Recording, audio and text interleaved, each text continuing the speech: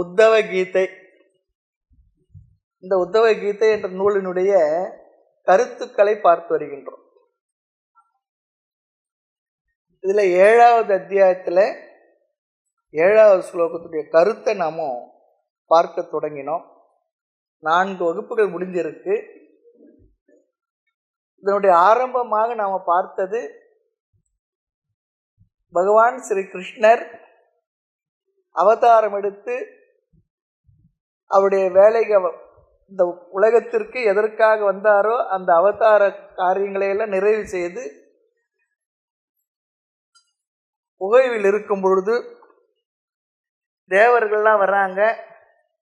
பகவானே, உங்களுடைய அவதார நோக்கம் நிறைவு பெற்று விட்டது, நீங்கள் வைகுண்டம் வந்து எழுந்தருள வேண்டும் சொல்லி கேட்குறாங்க. அப்போ பகவான் சொன்னார், எனக்கும் ஞாபகம் இருக்கு, இன்னும் ஒரே ஒரு வேலை பாக்கி இருக்கு, அதை முடிச்சிட்டு வரேன்னு சொல்லி சொன்னார். அந்த ஒரே ஒரு வேலை என்னன்னு சொல்லி கேட்கும் பொழுது, இந்த யது குலத்துக்கு, யாதவ குலத்திற்கு ஒரு சாபம் இருக்கு. அந்த சாபத்தின்படி இந்த யது குலம் அழிவை சந்திக்க போகின்றது.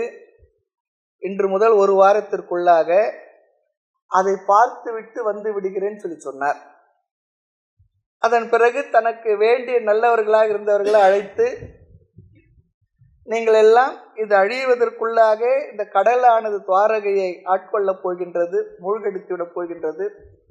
நீங்கள் எல்லாம் நான் சொல்லுகின்ற இடத்தில் சென்று இருந்து வாழ்ந்து உங்களுடைய வாழ்க்கையினுடைய பிராரப்த நிறைவில் என்னை வந்து சேருங்கள் சொல்லி சொன்னார். இதையெல்லாம் பார்த்து கொண்டிருந்த உத்தவர் பகவான் கிருஷ்ணருடைய மிக நெருங்கிய நண்பர், அவருடைய பக்தர், எல்லாமாக இருந்தவர்.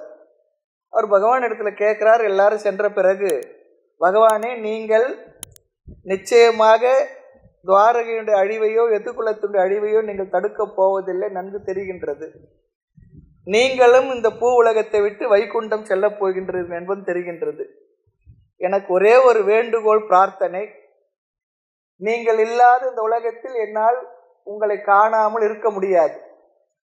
ஆக என்னையும் உங்களுடன் அழைத்து செல்லுங்கள் சொல்லி சொல்றார். அப்போ பகவான் பார்க்கிறார், இல்லை, நான் வந்த காரியம் முடிந்தது ஒரு வகையில் இருக்கின்றது. ஆனால் உன்னுடைய பிராரப்தத்துப்படி நீ கொஞ்ச நாள் இந்த உலகத்தில் இருந்து பிறகுதான் வர முடியும். ஆகவே நான் உனக்கும் ஒரு இடம் சொல்றேன், அந்த இடத்துல நீ சென்று இருந்து வாழ்ந்து வாழ்க்கையுடைய இறுதி நாட்களை கழித்து என்னை வந்து அடையலாம் சொல்லி சொல்றார். அப்பொழுது உத்தவருக்கு மனதில் வருத்தம், உங்களை விட்டு பிரிந்து என்னால் இருக்க முடியாது என்று தன்னுடைய மனதில் இருக்கக்கூடிய உணர்ச்சிகளை எல்லாம் கொட்டுகின்றார். அப்போ பகவான் பார்த்தார், இல்லை, நீ அப்படி ஒன்றை சார்ந்து இதை போல ஒரு எமோஷனலாக இருக்கக்கூடாது. நாமும் வாழ்க்கையில் பார்க்கிறோம், சில பேரோடு சேர்ந்து இருக்கிறோம், சில பேரோட பிரிஞ்சு இருக்கிறோம். சேர்ந்து இருப்பவர்கள் பிரியும் பொழுது மனதில் ரொம்ப ஒரு வருத்தம், துக்கம், துயரெல்லாம் வருகின்றது. இது இயல்பு தான். ஆக அப்படி பிரிந்திருந்தாலும் நம்முடைய மனதில் துயரம் இல்லாமல் இருப்பதற்காக உனக்கு சில விதமான உபதேசங்களை செய்கின்றேன் என்று இந்த இடத்தில் நாம் பார்த்தோம். தியாகம் என்கின்ற ஒரு வேல்யூவை இங்கே சொல்றார் சொல்லி பார்த்தோம். தியாகம் என்றால் எதோடெல்லாம் நம்ம தொடர்பில் இருந்தோமோ அந்த தொடர்புகள் எல்லாம் இல்லை என்றாலும் அதை விட்டும் இருக்கின்ற ஒரு மனநிலை, அதுதான் தியாகம். அந்த தியாகத்தை பற்றிய ஒரு உபதேசத்திற்காக பகவான் தான் படைத்த இந்த உலகத்தினுடைய தன்மைகளை எல்லாம் சொல்லி வருகின்றார். இந்த உலகம் எப்படிப்பட்டது அதைத்தான் நம்ம சென்ற வகுப்புல நிறைவுல பார்த்தோம். மாயாமயம் மனோமயம் இந்த வார்த்தையை உபயோகப்படுத்துறார். இது ஒரு அழகான சொல். இந்த கிரகியமானம் என்ற ஒரு வார்த்தையை உபயோகப்படுத்தினா சொல்லி பார்த்தோம். இந்த கிரகியமானம் சொல்லி சொன்னா நாம் பார்த்து அனுபவிக்கக்கூடிய இந்த உலகம், நம்முடைய இந்திரியங்களினால் கிரகிக்கப்பட்டு வாழக்கூடிய இந்த உலகம் எப்படிப்பட்டதாக இருக்கின்றது என்றால், இந்த கிரகியமானம் என்ற வார்த்தைக்கு அடைமொழி தான், அட்ஜெக்டிவ் தான், மாயாமயம் மனோமயம் சொல்லி சொல்றார். அழகான இந்த உலகில் நாம் எதையெல்லாம் பார்த்து கேட்டு நுகர்ந்து சுவைத்து அனுபவிக்கின்றோமோ அதெல்லாம் இந்த 2 கேட்டகரிக்குள்ள வருமா. என்ன? ஒன்று மாயாமயம், இரண்டாவது மனோமயம். 2ஆ பிரித்து நமக்கு பெரியவர்கள் உபதேசிக்கின்றார்கள். இந்த உலகில் எதையெல்லாம் நாம் அனுபவிக்கின்றோமோ இதெல்லாம் இந்த 2க்குள்ள தாம்பா வரும். மனோமயம் சொல்லி சொன்னா அதுக்கு அர்த்தம் என்னவென்றால், கனவுலகத்தில் நாம் காணுகின்ற காட்சிகள் எல்லாம் என்ன, நம்முடைய மனதினால் சிருஷ்டிக்கப்பட்டது தானே. கனவுலகத்தில் வருகின்ற கட்டடங்கள், நதிகள், மலைகள், மனிதர்கள், நம்முடைய உணர்வுகள், இதெல்லாம் உண்மையில் என்ன, நம்முடைய மனதில் இருந்த எண்ணத்தினுடைய மறு வடிவம்தான். நம்ம மனதில் எதெல்லாம் பதிஞ்சு இருந்ததோ அதெல்லாம் கனவா வருது. அது மனோமயம் சொல்லி சொல்றார்.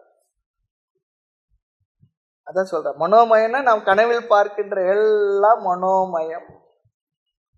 கனவுல ஒருவர் வந்து ஒரு பெட்டி நிறைய ஒரு கேஷை கொண்டு வந்து கொடுக்குறாரு. எந்திரிச்சு பார்த்தா இருக்குமா? இருந்தா ரொம்ப நல்லா இருக்கும்ல. ஆக கனவுள் பார்க்கிற விதவிதமான உலகங்கள், பொருள்கள். அதுல இன்னொன்னு சொல்ற, அந்த கனவு ஒரே விதமாவும் இருக்கிறது இல்லை, விதவிதமா இருக்கு. சரி, நல்ல கனவா இருக்கு சொல்லி மறுபடியும் படுத்து அந்த கனவை கண்டினியூ பண்ணலான்னா வருமா? வராது. அப்படியும் இல்லை. இதெல்லாம் மனதினுடைய விகாரம் சொல்லி சொன்னார். மனதினுடைய விகாரம், மனதினுடைய படைப்பு, அது நம்முடைய படைப்பு. இதெல்லாம் வெளியே பார்க்கல, எல்லா எண்ணங்களுடைய கற்பனையாக நாம் பார்க்கின்றோம். மயம் சொல்லி சொல்ற இந்த இடத்துல திருஷ்டம் சொல்லிடுறார். மனதில் பார்ப்பது, மனதினால் சிருஷ்டிக்கப்பட்டது. மனதுதான் இவைகளை எல்லாம் சிருஷ்டித்திருக்கின்றது. இது மட்டும் மனோமயம் இல்லை. சாதாரண கண்களை திறந்து உட்கார்ந்துக்கிட்டு இருப்போம். நினைவுல கூட நம்முடைய மனதுல நிறைய விஷயங்களை மனக்கணக்கு போடுவோம். அது இப்படி வந்தா, அது அப்படி வந்தா, அப்படி வந்தா, இப்படி வந்தா, பெருசா மனசுல. ஆமா, மணல், அதாவது மணக்கோட்டை, மணல் கோட்டை தான். ஜாகிரத அவஸ்தையில விழிப்பு நிலையில கூட வெளி உலகத்தை பார்க்காமல் கற்பனை உலகில் இருந்தால் அதுவும் கூட மனோமயம்தான். அதுவும் கூட மனோமயம்தான். அடுத்து இது மனோமயம். இது நாம சிருஷ்டி பண்ணது, ஜீவர்களுடைய சிருஷ்டி. அடுத்தது மாயாமயம். மாயாமயம் சொல்லி சொன்னா பகவான் சொல்கின்றார், அது என்னுடைய படைப்பு. மனோமயம் என்பது உன்னுடைய படைப்பு. மாயாமயம் என்ற இந்த உலகம் இருக்கு, இதெல்லாம் யார் படைச்சாங்கன்னா அது என்னுடைய படைப்புன்னு சொல்றார். மாயாமயம். நாம எதுல இருப்போமா? ரெண்டுல இருப்போமா? ஒன்று மாயாமயம், இந்த உலகத்துல சிருஷ்டி, அதை பார்த்துட்டு மயங்கிட்டு இருப்போம்.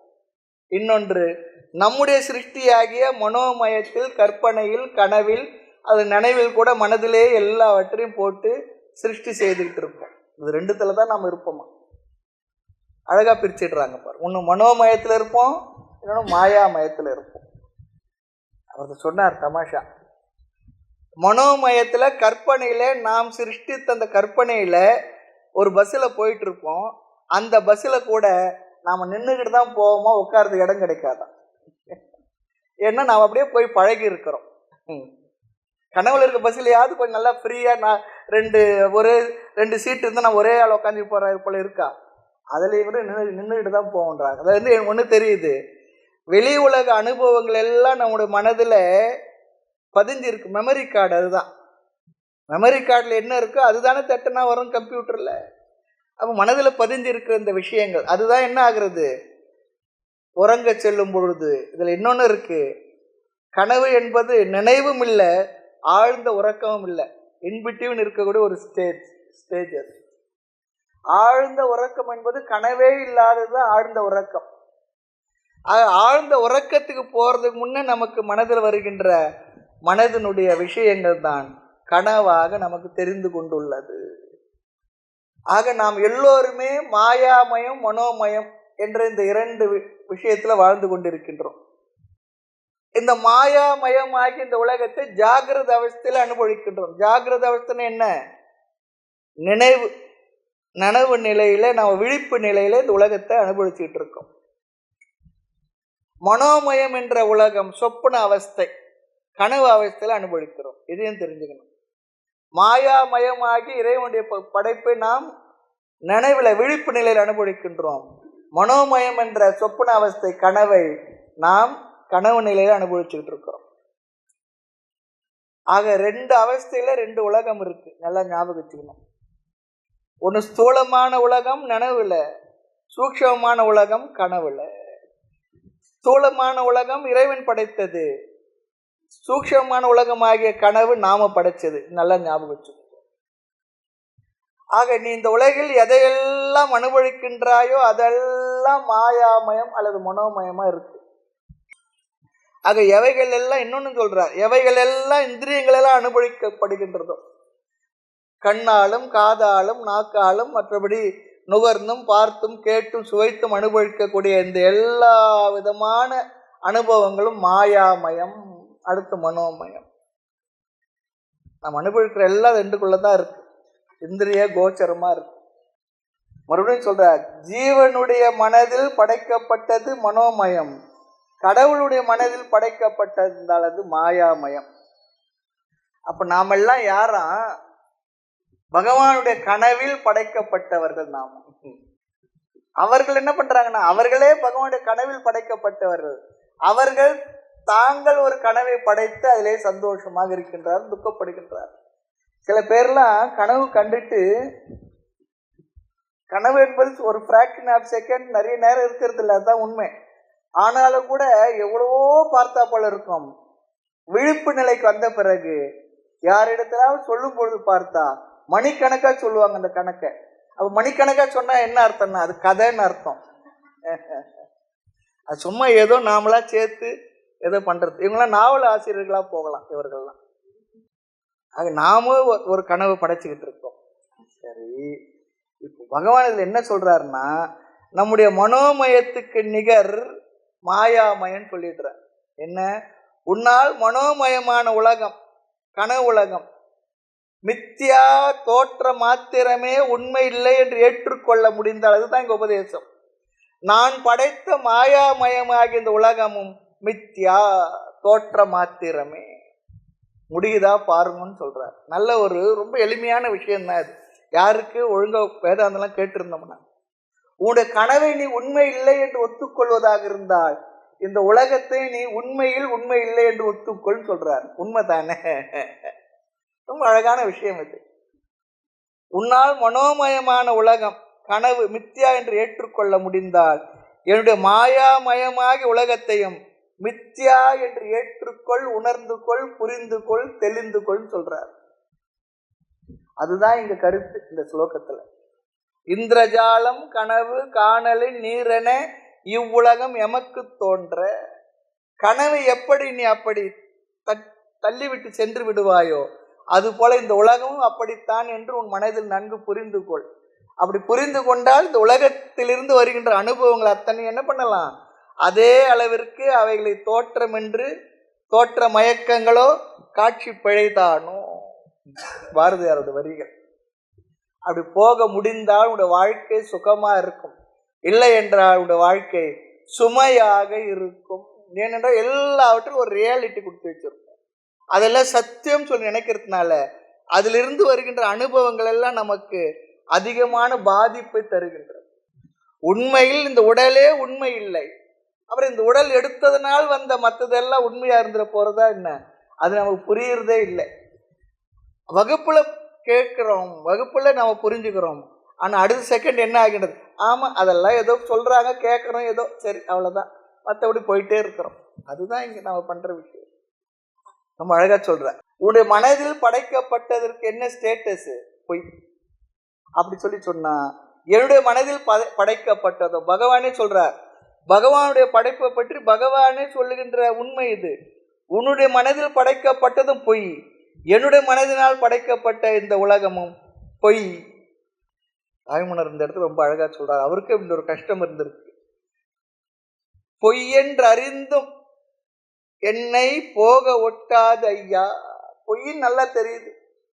இந்த வையங்கணமயக்கம் மாற்றாயின்னு கேட்கிற, என்னால முடியல நீ எனக்கு அனுகிரகம் பண்ணுன்னு சொல்லி கேட்கிற. பொய் என்று அறிந்தும் போக ஒட்டாத ஐயா, இந்த வையங்கணமயக்கம் மாற்றாய் பராபரமே கேட்கிற. ஆக நீ சின்ன பொய்ய படைச்சிருக்க, நான் பெரிய பொய்யை படைச்சிருக்கேன்றார். என்ன பண்ணனா, ஒருத்த அண்ட புழுகம், ஒருத்த ஆகாச புழுகம். ஒருத்த நீ பார்த்ததுல எது உனக்கு ரொம்ப பெருசா ஆச்சரியமானது என்று சொல்லுன்னா, அவன் சொன்னா ஒரு 1.5 கிலோமீட்டர் உயரத்துக்கு ஒரு பெரிய கீரைத்தண்டு இருந்ததை பார்த்தேன்னா இவனுக்கு தெரிஞ்சிடுச்சு இவன் புழுகுறான்னு சொல்லிட்டு, புழுகு முட்டன். சரி, நீ பார்த்ததுல என்ன பார்த்து சொல்லணும்னா, அவன் சொன்னா ஒரு 100கணக்கான குயவர்கள் ஒன்னா சேர்ந்து ஒரு நீள அகலமா ஒரு சட்டியை செய்துகிட்டு இருக்கான்னு சொல்லி சொன்னான். அதுவும் நடக்காதது. இவனுக்கு சந்தேகம் வந்துடுச்சு. அவன் சொல்றதும் போய், இவன் சொல்றதும் போய். முதல் கீரைத்தண்டை சொன்னான். கேட்டான், அந்த சட்டி எதுக்குன்னா, நீ சொன்னி அந்த கீரைத்தண்டை சமைக்கிறதுக்குன்னுட்டான். அதுபோல நீ சின்ன பொய்யை படைத்த, நான் பெரிய பொய்யை படைச்சேன். ஆக நாம் எதுவான பொய்யை படைத்து அதில் வாழ்ந்து கொண்டிருக்கிறோம். நீ உனக்கு மட்டுமான பொய்யை படைச்ச, கனவு நமக்கு மட்டும்தானே. ஆனால் நான் எல்லாருக்கும் பொதுவான பொய்யை படைச்சிருக்கேன். என்ன, இந்த உலகத்தை. உத்தவகீதையில ஒரு விசேஷம் என்னன்னா, ரொம்ப நிறைய விஷயங்களை ரொம்ப அழகா எளிமையா கையாண்டிருக்காங்க. ஒவ்வொரு டெக்ஸ்டுக்கும் ஒவ்வொரு விசேஷம் இருக்கு சொல்ற விதத்துல. இந்த உலகத்துக்கு கொடுத்துருக்க ஒரு ஸ்டேட்டஸ் என்ன சொல்லி சொன்னா, கிருக்யமானம் நஸ்வரம், 2 வார்த்தை உபயோகப்படுத்தியிருக்காங்க.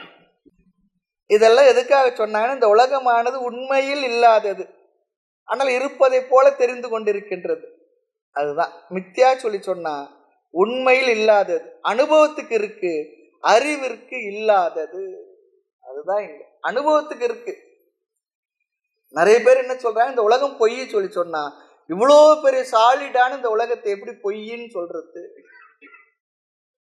பொய் என்ற வார்த்தை இங்க அர்த்தம் என்னன்னா, அனுபவத்துக்கு இருக்கு, தோற்ற மாத்திரமா இருக்கு, உண்மையில் ஆராய்ந்து பார்த்தால் அது இல்லாதது. எதை போல என்றால், காணல் நீரை போல.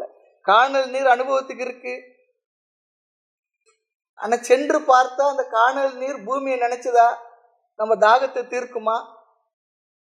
உண்மையில் அது நீர் இல்லை, ஆனா காணல் நீர் பூமியின் மேல தெரியுது. சரி, காணல் நீர் என்று உண்மை தெரிஞ்ச ஒரு படம், இந்த காணல் நீருடைய காட்சி நம்ம கண்ணுல இருந்து மறைஞ்சிடுமா?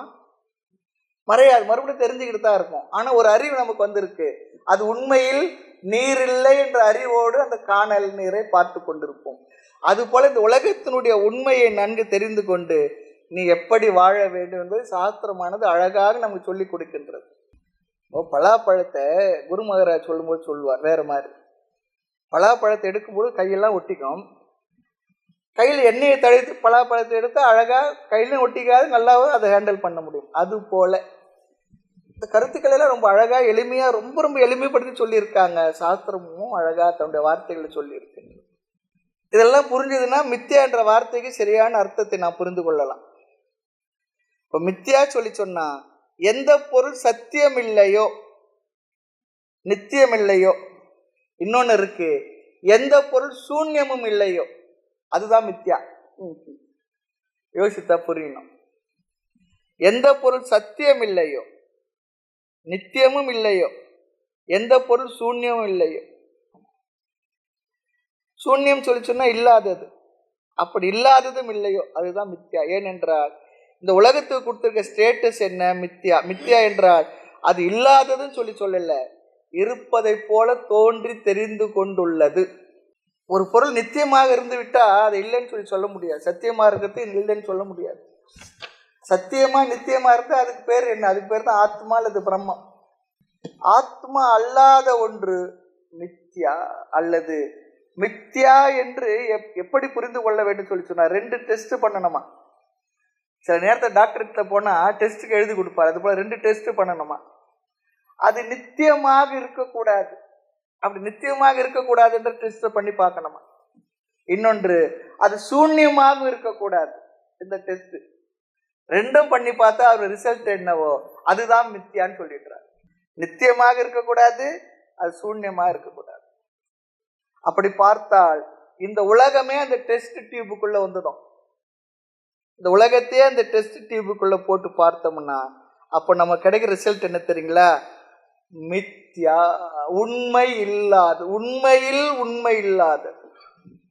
குலோப் ஜாம் சாப்பிட்டா அவ்வளோ சந்தோஷமா இருக்காது, உண்மை இல்லைன்னு சொல்லுவோமா? உண்மையில் உண்மை இல்லாது. சாப்பிடும்போது சந்தோஷமா இருக்கும். ஆக எதெல்லாம் நம்மால் கிரகிக்கப்படுகின்றது இந்திரியங்களால் அதெல்லாம் அனித்தியம். ஆக இந்த உலகம் கிருக்கியமானம், நம்மால் அனுபவிக்கப்படுகின்றது. இரண்டாவது அது அனித்தியமாக இருக்கின்றது. அதெல்லாம் கொஞ்சம் யோசித்தா தான் புரியும் சொல்லி சொல்றார். இது உண்மையில் கொஞ்ச நாள் தான் இருக்கின்றது, பிறகு என்ன இல்லாமல் போய்விடுகின்றது, மாறுகின்றது.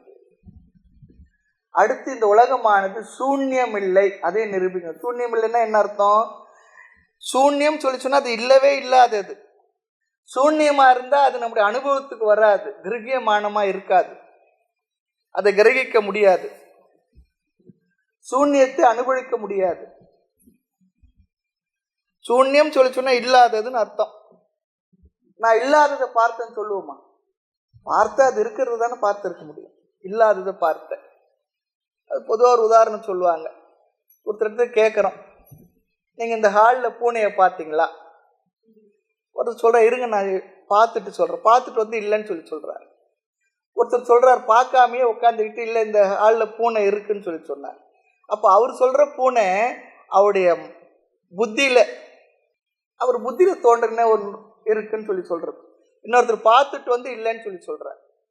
நம்முடைய வாழ்க்கையில் நிறைய விஷயங்களை கபோல கல்பனை சொல்கிறாங்க பாருங்க. நாமே சிலதெல்லாம் மனதில் நினைத்து கொண்டு அதிலேயே வாழ்ந்து கொண்டிருக்கோம். பூஜ்யத்துக்குள்ளே ஒரு ராஜ்யத்தை ஆண்டு கொண்டு புரியாமல் இருந்தா ஒருத்தங்க. ஆனால் பண்ணிக்கிட்டு இருக்கோம். நம்ம மனசுக்குள்ளே அவ்வளோ கற்பனை, தட்டி விட்டால் போதும், அவ்வளோ பறக்கு, ராக்கெட்டை விட வேகமாக பறக்கு. 9 நாழி உடுப்பது 4 முழு எண்ணுவது 80 கோடி சொன்னார். இவ்வளோ வேகத்தில் யோசிக்குது பாருங்க. ஆக இல்லாததை பார்க்க முடியாது, பார்த்ததை இல்லை என்று சொல்ல முடியாது, இல்லாததுன்னு சொல்ல முடியாது. இல்லாததை பார்க்க முடியாது, பார்த்ததை இல்லாதது என்று சொல்ல முடியாது.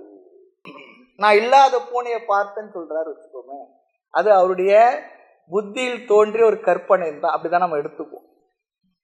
பார்த்து விட்டோன்னு சொல்லி சொன்னா அது சூன்யம் இல்லை. பார்த்து விட்டோன்னு சொல்லி சொன்னா அது சூன்யம் இல்லை. சூன்யம் என்று சொன்ன பிறகு அது இருக்கின்றது என்று சொல்லக்கூடாது. இதெல்லாம் சூன்யத்துக்கு விளக்கங்கள். இப்படிலாம் நம்ம யோசித்திருப்போமா பாருங்க. சூன்யம் சொன்ன பிற்பாடு அது இருக்கு என்று சொல்லக்கூடாது. அது இல்லையே. முயல் கொம்பு இருக்கா, குதிரை கொம்பு இருக்கா? சொல்லும், குதிரை கொம்பா இருக்கு கிடைக்கிறதுனா, குதிரை கொம்பு இருக்கான்னா இல்லை, இல்லாததுதான். எந்த இந்திரியத்துக்குள்ளும் வராததுதான் சூன்யம். அதை கிரகிக்க முடியவில்லை சொல்லி அர்த்தம். கிரகிக்க முடியவில்லை என்றால் சூன்யம் அர்த்தம், இல்லாதது கிரகிக்க முடியாது. ஆக சூன்யம் என்பதை எதனாலும் கிரகிக்க முடியாதது என்று நாம் தெரிந்து கொள்ள வேண்டும். அப்போ எது மித்யா என்றால், எது சூன்யமாகவும் இல்லை, எது நித்தியமாகவும் இல்லையோ அதுதான் மித்யா. எது சூன்யமாக இல்லையோ, எது நித்தியமாக இல்லையோ அது மித்யா. ஆகவே இந்த உலகம் கிருக்கியமானம், அதனால் சூன்யமாக இல்லை. ஏன்னா இந்த உலகம் என்னால் அனுபவிக்கப்படுகின்றது. அதே சமயம் இந்த உலகம் என்னவா? நஸ்வரம். இந்த உலகம் மாயாமயம், மனோமயம். இதிலிருந்து இந்த உலகமானது மித்யான்னு புரிஞ்சுக்கணும்னு சொல்ற. மித்யா என்றால் என்ன? நல்ல ஞாபகத்தில் அனுபவத்துக்கு இருக்கு, ஆராய்ந்து பார்த்தால் இல்லை, அறிவுக்கு இல்லாதது. இந்த உலகம் நிலையாகவும் இல்லை, நித்தியமாகவும் இல்லை. ஆகவே இந்த உலகத்துக்கு கொடுத்துக்க ஸ்டேட்டஸ் என்ன தெரியுங்களா? மித்யா, தோற்ற மாத்திரமாக தெரிந்து கொண்டிருப்பது. நல்ல ஞாபகம், இல்லைன்னு சொல்லலை. ஆக மித்யா என்றால் இது அனுபவத்துக்கு இருக்கு, ஆராய்ந்து பார்த்தால் இல்லாததே. எது? இந்த உலகம். ஆக பகவானுடைய உபதேசம் துவக்கம் என்னவென்றால், தியாஜ்யம், தியாகம் செய்ய பழகிக்கொள். சூன்யத்தை, இல்லாததை விடு என்று சொல்ல வேண்டிய அவசியம் இல்லை. அதுதான் இல்லையே. சத்தியமாக இருந்தால் அதை விடவும் முடியாது, அதுதான் இருக்கிறது. இப்போ சொன்னார், ஹெல்மெட்டை கழட்டி வச்சுட்டு வான்னு சொல்லலாம், தலையை கழட்டி வச்சுட்டு வான்னு சொல்ல முடியுமா? ஹெல்மெட்டை கழட்டி வச்சுட்டு வாப்பா சொல்லலாம், தலையை கழட்டி வச்சுட்டு வர முடியுமா? ஏன்? அது நம்மோடு இருப்பது. அது சத்தியமாக இருந்தால் விட முடியாது, சூன்யமாக இருந்தால் விடு என்று சொல்ல முடியாது. பிற்பாடு எதை தியாகம் செய், விடு என்று சொல்ல முடியும் என்றால், எது உண்மையில் இல்லையோ, இருக்கிற மாதிரி தெரிகின்றதோ, அதுதான் இருக்கிற மாதிரி தெரிகின்றதோ, எதை நாம் பிடித்து கொண்டுள்ளோமோ மனதினால் அதைத்தான் நாம் தியாகம் செய்ய வேண்டும். எதனால்? ஞானத்தினால், அறிவினால். ஞானத்தினால் தியாகம் செய்வதை அதுதான் சொல்றாங்க கடைசி தியாகமா. சில நேரம் பிசிக்கலா பொருள்களை விட்டுருப்போம், ஆனா மனதினால் என்ன பண்ணிருக்க மாட்டோம், மென்டலா விட்டுருக்க மாட்டோம். மென்டல்னா வேற எதுவும் நினைச்சு போறீங்க. பிசிக்கலா விட்டுருப்போம், மனது அளவில் அது என்ன பிடிச்சுக்கிட்டு இருப்போம். விட்டுட்டேன்றதை விடாம மனசுல நினைச்சுக்கிட்டு இருப்போம், விட்டுட்டேன்றத விடாத மனசுல பிடிச்சுக்கிட்டு இருப்போம். இருக்க நம்முடைய அனுபவங்கள்லாம் அப்படித்தானே இருக்கு. ஆக இந்த தியாகத்துல நான் தியாகி என்கின்ற புத்தியையும் விட்டு இருக்கணும், அதையும் தியாகம் பண்ணிருக்கணும்ன்றார். ஒருத்தருக்கு ஒன்று கொடுத்துட்டோன்னு சொல்லி சொன்ன அதுக்கப்புறம் அதை பத்தி நினைவே நமக்கு வரக்கூடாது. அப்புறம் என்ன பண்ணுவோம், நான் கொடுத்துட்டேன், அந்த பொருளை கண்ணில் படும்போதெல்லாம் நம்ம கொடுத்தது தானே, அந்த எண்ணமும் இல்லாத அளவிற்கு நம்முடைய மனதிலே தியாகம் வந்திருக்கணும்னு சொல்றார். முடியுமா பாருங்க. அதுதான் சொல்றார், நான் தியாகி, நான் தபஸ்வி, நான் பெரிய அப்படி ஆக்கும் இப்படி ஆக்கும், இதெல்லாம் நம்முடைய மனதில் இருக்குமா, அதையும் விட்டு இருக்க வேண்டும். இதெல்லாம் எதனால வரும்? ஞானத்தினால் வருகின்ற தியாகம். நான் பொய்யானதை உண்மையாக நினைத்ததை எல்லாம் விட்டு இருக்க வேண்டும். அதுல இந்த தியாகியும், நான் தியாகி என்கிற எண்ணமும் விட்டு இருக்க வேண்டும். இந்த சுதந்திர போராட்ட காலத்துல தியாகிகளுக்கெல்லாம் ஒரு பென்ஷன் கொடுத்தாங்க. அப்ப சில பேர் சொன்னாங்களாம், இந்த பென்ஷனுக்காக அதுக்காக நான் தியாகம் பண்ணல, நான் பெருசா உன்னை தியாகம் பண்ணிட்டேன்ற எண்ணமும் எனக்கு இல்லை, என்னுடைய கடமை எனது தேசம் அடிமைப்பட்டு கிடக்கின்றது, அதிலிருந்து விடுவிக்க வேண்டும் என்ற ஆர்வத்தில் செய்த, அவ்வளோதான், அதோட விட்டுடுங்க, அதுக்கப்புறம் இல்லை. நான் தியாகி பென்ஷன் வாங்கினா நான் செய்த தியாகத்துக்கு அர்த்தமே இல்லைன்னு சொல்லிட்டார். அதுதான் ரொம்ப உயர்ந்த ஒரு மனநிலை. எவ்வளோ பேர் அப்படிலாம் செய்திருக்காங்க. இன்னும் அடுத்த தலைமுறைலாம் அதில் நினைச்சு கூட பார்க்குமான்றது தெரியல. அது செய்தியே அவங்களுக்கு பெருசா இருக்கும். ஆக கடைசியாக வருகின்ற தியாகம் ஞானத்தினால் வருவது. ஆக நீ ஏன் அனைத்தை விட வேண்டும் என்றார். அழகா ஒரே வார்த்தை சொல்றார், அனைத்தும் மித்தியா ஆக விட்டுடுன்னு சொல்றார். பொய்யை பிடிச்சுக்கிட்டு இருக்காரு. நாம சொல்லும் சில நேரத்தை யாரோ ஒருத்தர் தவறான தகவல் கிடைச்சிருக்கோம், ஒருத்தரை பத்தியோ நம்ம பத்தி யாரை பற்றியோ, அப்புறம் நாம உண்மையை விலைக்கு சொல்லுவோம், நீங்க விட்டுடுங்க, அது பொய்ன்னு சொல்லிட்டு இல்லை, பிற்பாடு எதுக்கு மறுபடியும் பேசுறீங்கன்னா அவங்களால முடியாது. இல்லை அதுதான் உண்மை, அதுதான் உண்மை நினைச்சிட்டு நம்ம என்ன பண்ண முடியும். ஆகவே அனைத்தும் மித்தியா. மித்தியா என்பது எப்படி தெரிகின்றது? இறைவன் படைத்த இந்த உலகம் மாயாமயம், நான் படைத்த உலகம் கனவில், அது மனோமயம். என்னுடைய கனவு எப்படி பொய்யோ அதே போல இறைவனுடைய கனவும் என்ன, இந்த உலகம். ஆக இரண்டும் என்ன, மித்தியா. ஆக இந்த ஸ்லோகத்துல பகவான் இந்த உலகத்தை மித்தியா ரூபமாகத்தான் படைத்துள்ளேன் என்று சொல்லிவிட்டார். ஆக முதல் ஸ்லோகத்தில் எல்லாத்தையும் விடு சொல்லி சொன்னார், சமதிருஷ்டி இருக்க வேண்டும் சொல்லி சொன்னார், இந்த உலகத்தில் நீ ஜீவன் முக்தனாக இரு என்று சொன்னார். இங்கு அனாத்மாவுடைய சொரூபத்தை மித்யா என்று விளக்கி சொல்லுகின்றார். இனி அடுத்து நமக்கு வரக்கூடிய துயரங்கள், சம்சாரம், இதை பற்றிய விஷயத்தை சொல்ல போகின்றார். நம்ம ஸ்லோகத்தை பார்க்கல, இதுதான் ஸ்லோக கருத்துக்களை தான் சாரமா பார்த்துக்கிட்டு இருக்கோம். இந்த ஸ்லோகத்துல 8வது ஸ்லோகத்துல நமக்கு வரக்கூடிய துயரங்கள், சம்சாரம், அது எப்படி தோன்றியது ஞாபகம். சம்சாரம் சொல்லி சொன்னா வேற அர்த்தம் எடுத்துக்காதீங்க. ஆமா, சாமியா நீங்க என்னுடைய சம்சாரத்தோட தான் அந்தர்வியோகத்து வந்திருக்கேன்னு அந்த அர்த்தத்தை சொல்லாதீங்க.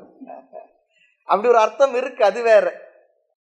மீண்டும் மீண்டும் இந்த உலகத்தில் இருக்கிற விஷயங்களை உழன்று நாம் அனுபவிக்கக்கூடிய இந்த அனுபவங்களுக்கு பெயர் தான் சம்சாரம் அல்லது துயரம் சொல்லி சொல்றாங்க. இந்த சம்சாரம் எப்படி தோன்றி உள்ளது, இந்த சம்சாரத்தோட வளர்ச்சி என்ன? நாம கேட்போம் சில நேரத்தை, நீங்க எந்த ஊருங்க, எங்க பிறந்து வளர்ந்தீங்கன்னு சொல்லி கேட்போம் இல்லையா? அதே போல இங்க உத்தவ கீதையில அதே போல பகவான் கேட்டு பதில் சொல்ல போகின்றார். இந்த உத்தவ கீதையில 90% நிறைய வேல்யூஸ் தான் சொல்ல போறார். எத்தனை விதமான பொருள்களிலிருந்து, உயிர்களிலிருந்து நாம் என்னென்ன அறிவை எல்லாம் பெற்றோம் சொல்லி சொல்ல போறார். அது ஒரு ரொம்ப அற்புதமான விஷயம். அதுக்கெல்லாம் நம்ம சீக்கிரமே போவோம். அங்கங்கதான் ஒரு 10% வேதாந்தத்தை பார்ப்போம். இந்த 10% வேதாந்தம் அம்ச கீதை, அது இதுக்குள்ளே வரும், அங்க பார்ப்போம். அதை முடிச்சு மறுபடியும் நீதி விஷயங்கள் தர்ம விஷயங்கள் நமக்கு சொல்லுவாங்க. ஆக இங்க சொல்றார், ஒரு ஜீவன் எதனோடு கூடியவனா? அஞ்ஞானத்தோடு கூடியவன் சொல்லி சொல்றார். எதனோடு சேர்ந்திராதவனாம்? ஞானத்தோடு சேர்ந்திராதவன். ரொம்ப அழகா சொல்றார். ஜீவன் அஞ்ஞானத்தோடு கூடியவன், ஞானத்தோடு சேர்ந்திராதவன். நெகட்டிவான்னு சொல்றார், பாசிட்டிவான்னு சொல்றார், நேர்முகமா சொல்றார், எதிர்முறை முகமான்னு சொல்றார்.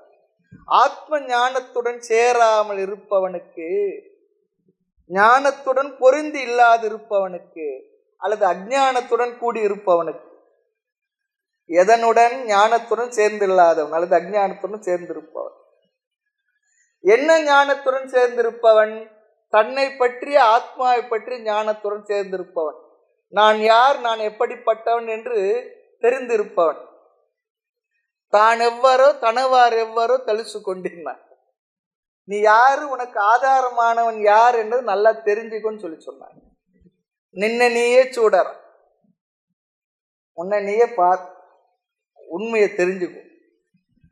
ஆத்ம ஞானம் அல்லது சத்திய ஞானம், உண்மை ஞானம், அது இல்லாதவன் சொல்லி சொல்றார். தன்னை பற்றி அஞ்ஞானம் உள்ளவனுக்கு, தன்னை பற்றி ஞானம் இல்லாதவனுக்கு, ரெண்டும் ஒரே அர்த்தம் தான்.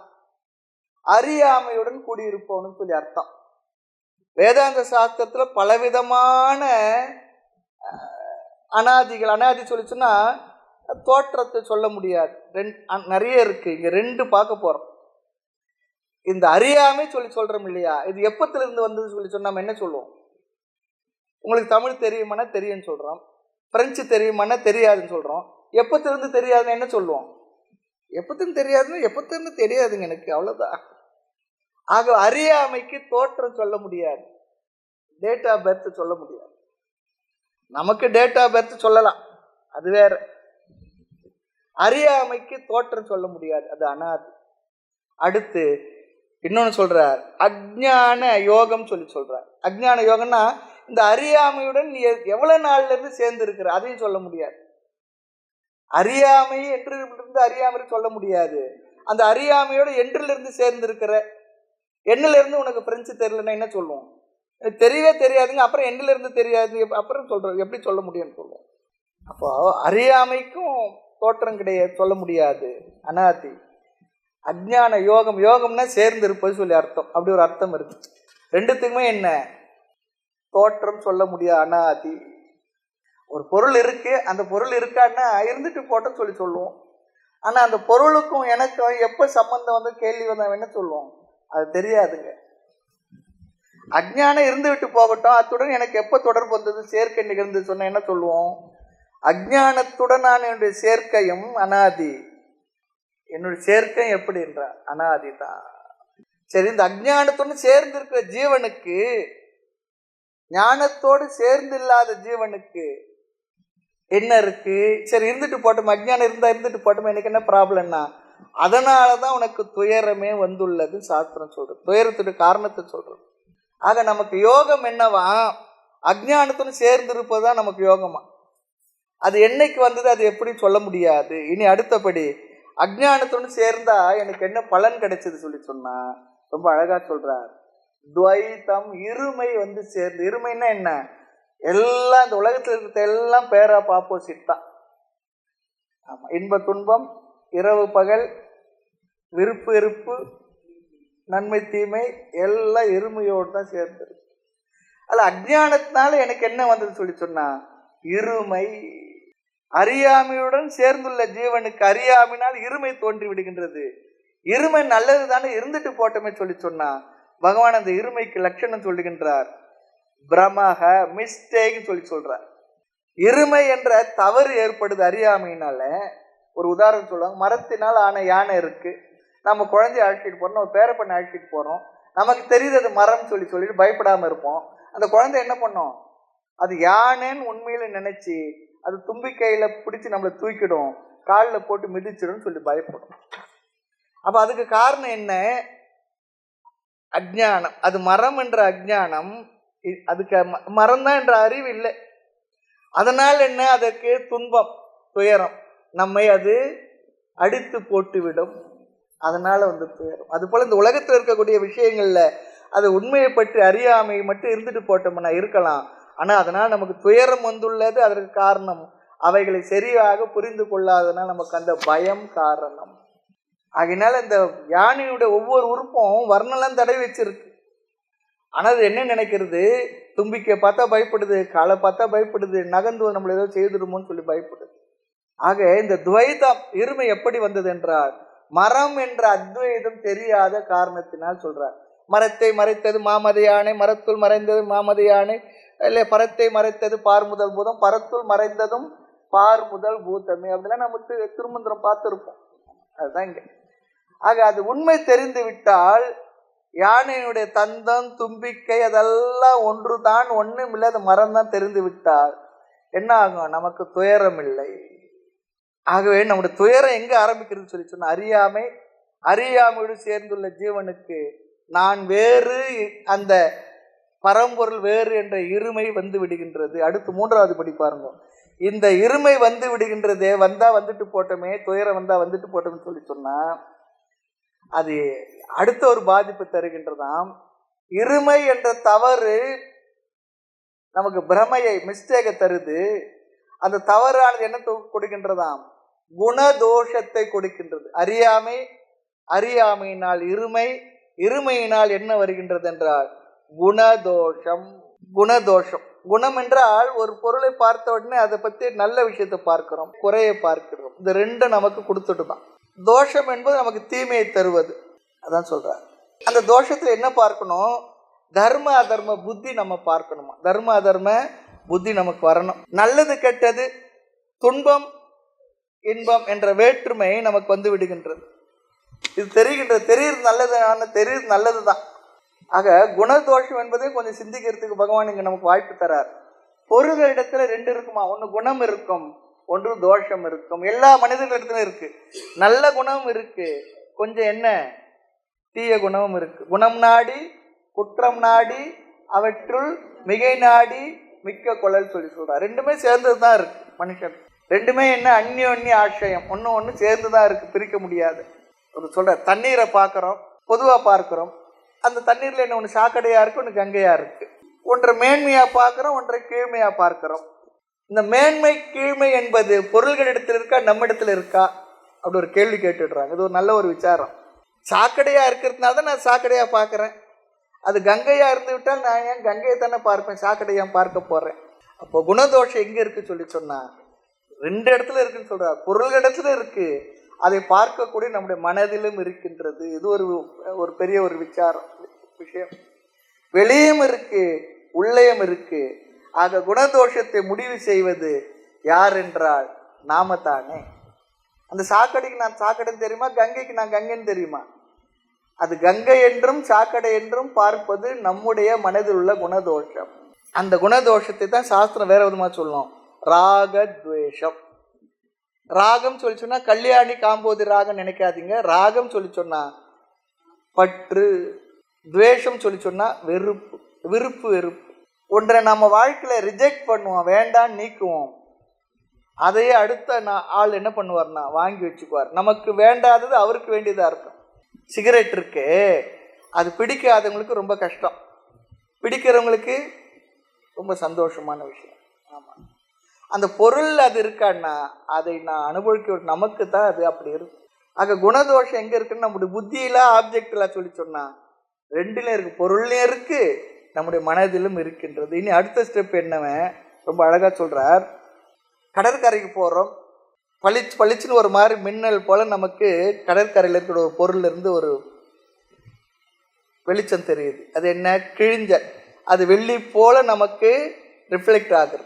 உண்மையில் அது என்ன, வெள்ளி இல்லை. நாம் என்ன பண்ணுறோம், ஓடி போய் அதை போய் பார்க்குறோம், அது இல்லைன்னு சொல்லி தெரிகின்றது. ஆகவே எல்லா பொருளும் மனிதர்களும் இந்த குணதோஷத்துடன் கூடியுள்ளார்கள். கயிறை பாம்பா பார்த்தோம்னா கயிற்றில் தெரிஞ்ச பாம்பு எதனால் வந்தது, நம்முடைய மனதில் உள்ள குணதோஷத்தினால் தான் வந்தது. உண்மையிலே பாம்பா இருந்ததுன்னா என்ன பண்ணுவோம், பார்த்துட்டு விலகி போவோம். கயிற்றை பாம்பா பார்த்தாலும் விலகி போவோம். ஆக குணதோஷம் என்பது அந்த பொருளை பார்க்கின்ற மனிதனிடத்தில் இருக்கு, பொருள்களில் மட்டும் இல்லை. அடுத்து இந்த குணதோஷம் நம்முடைய மனதில் வெளியிலும் பொருளிலும் இருந்தாலும் கூட மனதில் இருந்தால் அதற்கு பெயர் ராகத்வேஷம். மனதில் இருந்தால் அதுக்கு பேர் ராகத்வேஷம் சொல்லி சொல்றோம். அதான் இங்க ரொம்ப சொல்றார், யாருடைய புத்தியில் குணதோஷம் இருக்கின்றதோ, குணத்தையும் தோஷத்தையும் கூடியுள்ள இந்த புத்தி உடையவனிடத்தில் வேற என்ன நிகழ்கின்றதாம்? கர்ம அகர்ம விகர்ம விதாவதி. ரொம்ப அழகா சொல்றார். அப்படி குணதோஷம் உள்ளவனிடத்திலிருந்து செயல்கள் வெளிப்படுகின்றது. கர்ம என்றால் நாம் செய்ய வேண்டிய செயல், அகர்ம என்றால் செயலின்மை, செயல் இல்லாமல் இருப்பது, விகர்ம என்றால் தலை கீழாக விபரீதமாக செய்வது. இது மூன்றும் நிகழ்கின்றதான். குணதோஷம் உள்ள மனிதனிடத்தில் இந்த 3 விதமாக செயல்கள் நிகழும். ஒன்று தவறா பண்றது விகர்ம, நிஷித்த கர்ம, விளக்கப்பட்ட கர்மாக்கள். ஆக நம்முடைய மனதிற்குள் ராகத்வேஷத்தை நாம் கொடுத்து விட்டால் இந்த 3 விதமான செயலில் நம்மை ஈடுபடுத்தும். பிறகு செயலின்மையிலும் ஈடுபடுத்தும். நாம் செய்ய வேண்டியது செய்யும், அல்லது விபரீதமான தவறான செயல்களையும் செய்யும். ரொம்ப அழகா சொல்றார். இதெல்லாம் நமக்கு கீத உபநிஷத்துலாம் தெரிஞ்சிருந்தால் இன்னும் நல்லா ரசிக்க முடியும். இல்லை என்றாலும் கூட இப்போதான் வந்திருக்குன்னு சொல்லி சொன்னாலும் இதையும் கூட அழகாக வாழ்க்கைக்கு தேவையான விஷயங்களாக நாம் புரிந்து கொள்ளலாம். ஆக நம்முடைய விருப்பு வெறுப்பின் அடிப்படையில் நாம் செயல் எதையும் செய்யாமல் இருப்போம். சில நேரத்தில் செயலை செய்வோம் அல்லது விபரீதமாகவும் செய்வோம். விகர்ம சொல்லி சொன்னால் செயல் செய்யாமல் இருந்தாலும் பரவாயில்லை, செய்யக்கூடாது செய்தல் விகர்மம் சொல்லி சொல்றார். ஆக செய்ய வேண்டியதை செய்தல் கர்ம, செய்ய வேண்டியதை செய்யாமல் இருப்பது அகர்ம, செய்யக்கூடாததை செய்தால் அதற்கு பெயர் விகர்ம.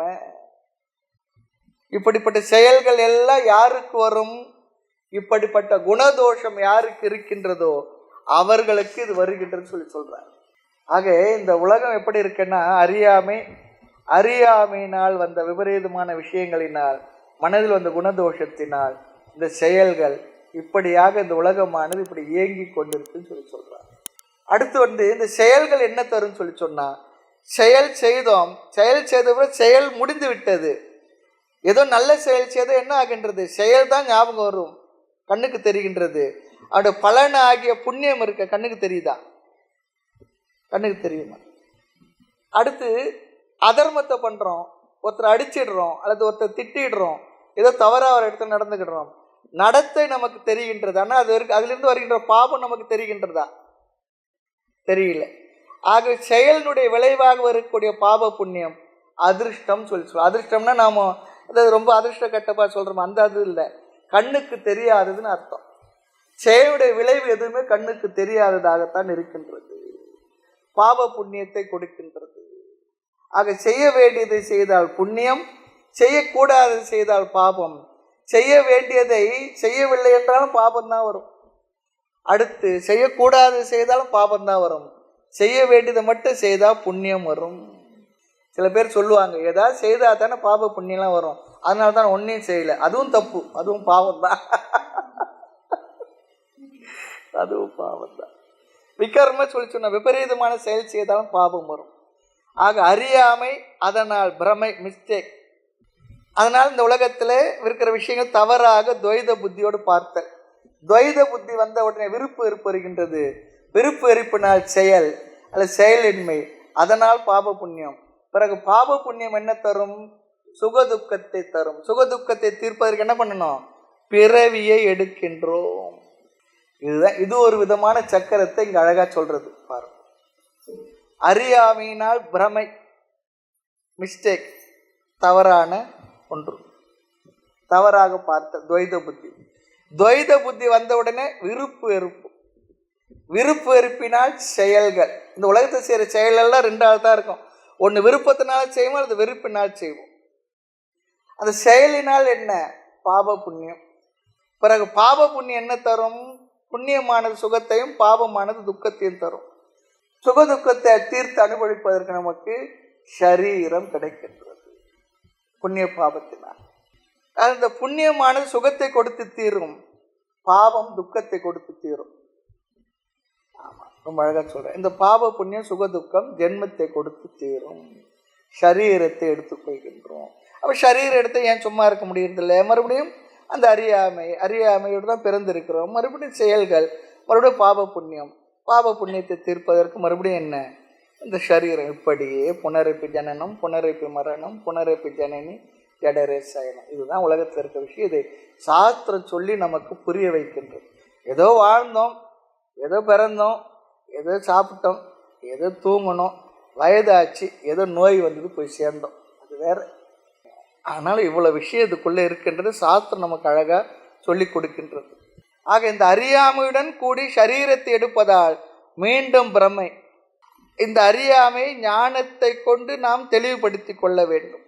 இல்லை என்றால் மீண்டும் இந்த சக்கரத்துக்குள்ளே ஒன்று கொண்டிருப்போம் என்று சொல்லி இந்த ஸ்லோகத்தினுடைய கருத்துக்களை நாம் இப்போ நிறைவு செய்கிறோம்.